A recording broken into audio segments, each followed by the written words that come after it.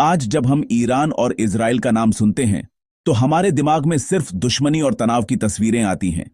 लेकिन क्या आप जानते हैं, कभी ये दोनों देश गहरे दोस्त थे। 1969 की ईरानी क्रांति से पहले शाह मोहम्मद रजा पहलवी के द्वार में ईरान और इजराइल के रिश्ते बेहद मजबूत थे। दोनों देशों के बीच व्यापार, तेल का लेन देन और सैन्य सहयोग होता था। ईरान उन गिने चुने मुस्लिम देशों में था जिसने इजराइल को मान्यता दी थी। दोनों की खुफिया एजेंसियां सावाक और मोसाद मिलकर काम करती थीं। तेहरान में इजराइल का दूतावास था। नागरिकों के बीच आना जाना और सांस्कृतिक आदान प्रदान भी आम था। शाह के लिए इजराइल एक आधुनिक और सीखने लायक देश था। लेकिन राजनीति की चालें बदलती हैं। एक घटना ने इस दोस्ती को हमेशा के लिए खत्म कर दिया और दोनों देशों को कट्टर दुश्मन बना दिया। आज की दुश्मनी की नींव कभी की दोस्ती पर ही रखी गई थी। यह समझना जरूरी है कि यह दुश्मनी हमेशा से नहीं थी, बल्कि हालात और समय ने इसे जन्म दिया। जब तक शाह का शासन रहा, ईरान इजराइल के हित और दुश्मन साझे थे। लेकिन एक क्रांति ने सब कुछ बदल दिया। 1969 ईरान में इस्लामिक क्रांति। शाह की सत्ता खत्म, आयतुल्लाह खोमैनी की कट्टर धार्मिक सरकार आई। ईरान अब इस्लामिक गणराज्य बन गया और उसकी विदेश नीति पूरी तरह बदल गई। खोमैनी ने इजराइल को छोटा शैतान और नाजायज शासन कहना शुरू किया। नई सरकार ने इजराइल के अस्तित्व को मानने से इनकार कर दिया और सारे रिश्ते तोड़ ढांच दिए। तेहरान में इजराइल का दूतावास बंद कर दिया गया। उसकी इमारत फिलिस्तीनी मुक्ति संगठन को सौंप दी गई। ईरान अब खुलकर फिलिस्तीन के समर्थन में और इजराइल के खिलाफ खड़ा हो गया। इस क्रांति ने सिर्फ दो देशों के रिश्ते नहीं, पूरे मध्य पूर्व का शक्ति संतुलन बदल दिया। ईरान अब इस्लामिक प्रतिरोध का नेता बन गया। उसका मकसद इजराइल और अमेरिकी प्रभाव को खत्म करना था। दोस्ती का दौर एक झटके में खत्म हो गया और दुश्मनी की आधिकारिक शुरुआत हो गई। यह बदलाव इतना बद्धा था कि इसने पूरे क्षेत्र का नक्शा बदल दिया। अब ईरान और इजराइल दो विरोधी ध्रुवों पर थे। क्रांति के बाद ईरान ने इजराइल से सीधे लड़ने के बजाय प्रॉक्सी वॉर की रणनीति अपनाई। दूसरे संगठनों को हथियार, पैसा और ट्रेनिंग देकर दुश्मन से लड़वाना। इसी रणनीति के तहत 1982 में हिजबुल्लाह का जन्म हुआ, जब इजराइल ने लेबनान पर हमला किया। ईरान ने लेबनान के शिया लद्दाखों को एकजुट कर हिजबुल्लाह बनाया। हिजबुल्लाह का मकसद इजराइल को तबाह करना। ईरान ने उसे पैसा, हथियार और ट्रेनिंग दी। जल्द ही वह लेबनान की सबसे बड़ी सैन्य ताकत बन गया। ईरान ने हमास और इस्लामिक जिहाद जैसे फिलिस्तीनी संगठनों को भी समर्थन देना शुरू किया, ताकि इजराइल कई मोर्चों पर उलझा रहे। अब यह लड़ाई सिर्फ दो देशों की नहीं रही। हिजबुल्लाह, हमास जैसे संगठन भी शामिल हो गए। इजराइल के लिए यह एक ऐसी जंग थी जिसमें दुश्मन छिपा हुआ था। प्रॉक्सी वॉर ने ईरान इजराइल दुश्मनी को और गहरा और जटिल बना दिया। आने वाले दशकों के बढ़े संघर्षों की नींव यहीं रखी गई। 2000 के दशक में ईरान इजराइल दुश्मनी और खतरनाक हो गई। कारण था ईरान का गुप्त परमाणु कार्यक्रम। इजराइल को डर था कि परमाणु हथियार उसके अस्तित्व के लिए खतरा बनेंगे। इजराइल ने ईरान के परमाणु कार्यक्रम को रोकने के लिए गुप्त ऑपरेशन किए। मोसाद पर वैज्ञानिकों की हत्या और साइबर हमलों के आरोप लगे। स्टक्सनेट वायरस ने ईरान के सेंट्रीफ्यूज को भारी नुकसान पहुंचाया। प्रॉक्सी वॉर भी तेज हो गई। 2006 में इजराइल और हिजबुल्लाह के बीच 34 दिन की भीषण जंग हुई, जिसमें लेबनान को भारी नुकसान हुआ। ईरान ने भी इजरायली ठिकानों पर हमले करवाए और परमाणु कार्यक्रम को और तेज किया। दोनों देश एक दूसरे को कमजोर करने की कोशिश में लगे रहे। यह छाया युद्ध खुली जंग नहीं, बल्कि पर्दे के पीछे से लड़ी जा रही थी। दोनों देशों के बीच अविश्वास और दुश्मनी चरम पर पहुंच गई। वापसी का रास्ता लगभग नामुमकिन हो गया। 2011 में सीरिया का गृह युद्ध ईरान और इजराइल के लिए नया जंग का मैदान बन गया। ईरान ने असद सरकार को बचाने के लिए सैनिक और प्रॉक्सी भेजे। साथ ही सीरिया में स्थायी सैन्य अड्डे बनाने की कोशिश की। इजराइल के लिए यह सीधा खतरा था।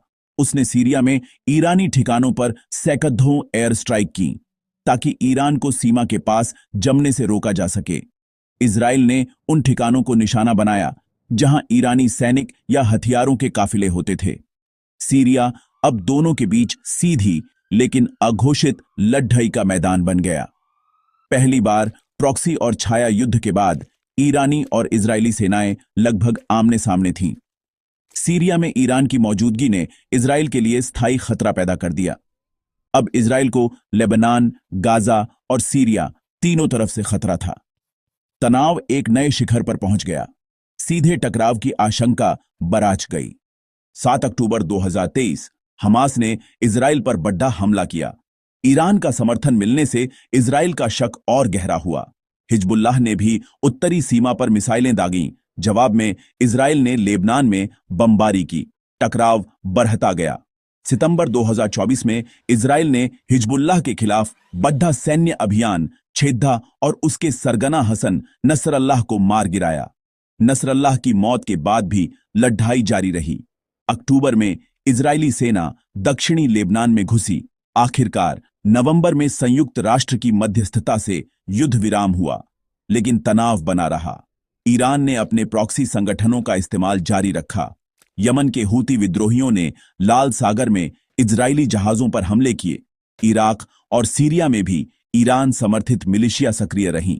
अब दुश्मनी सिर्फ लेबनान या सीरिया तक सीमित नहीं रही, पूरा क्षेत्र अस्थिर हो गया। प्रॉक्सी वॉर कभी भी पूर्ण युद्ध में बदल सकती है। खतरा पहले से कहीं ज्यादा बढ़ गया। अप्रैल 2024 सीरिया के दमिश्क में ईरानी दूतावास पर हमला। ईरान ने आरोप सीधे इजरायल पर लगाया। ईरान ने बदला लेने की कसम खाई।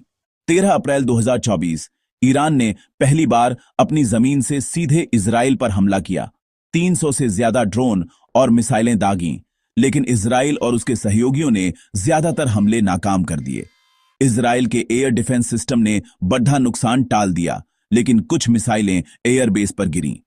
अब दोनों देशों के बीच छाया युद्ध खत्म, सीधा टकराव शुरू। इजरायल ने भी जवाबी हमले किए। ईरान के अंदर सैन्य ठिकानों को निशाना बनाया। यह घटना दोनों देशों के लिए टर्निंग पॉइंट थी। अब सवाल यह नहीं कि युद्ध होगा या नहीं, बल्कि कब होगा। दोनों देश ऐसे रास्ते पर आ गए जहां से पीछे हटना मुश्किल है। अप्रैल 2024 के सीधे हमलों के बाद तनाव चरम पर था। जून 2025 में इजरायल ने ऑपरेशन राइजिंग लायन के तहत ईरान के परमाणु ठिकानों पर बड़ा हवाई हमला किया। अमेरिका ने भी ऑपरेशन मिडनाइट हैमर के तहत साथ दिया। बंकर बस्टर बमों से भूमिगत ठिकानों को नष्ट किया गया। ईरान का परमाणु कार्यक्रम कई साल पीछे चला गया। जवाब में ईरान ने इजरायल पर सैकड़ों मिसाइलें और 1000 से ज्यादा ड्रोन दागे। इजरायल के डिफेंस सिस्टम ने ज्यादातर हमले रोके, लेकिन कुछ मिसाइलों ने भारी तबाही मचाई। 12 दिन तक दोनों देशों ने एक दूसरे पर लगातार हमले किए। इसे 12 दिवसीय युद्ध कहा गया। अंत में अंतर्राष्ट्रीय दबाव से युद्ध विराम हुआ। इस युद्ध ने दिखा दिया कि अगर पूर्ण युद्ध हुआ तो विनाश कितना भयानक होगा। दोनों देशों को अपनी क्षमताओं और कमजोरियों का एहसास हुआ।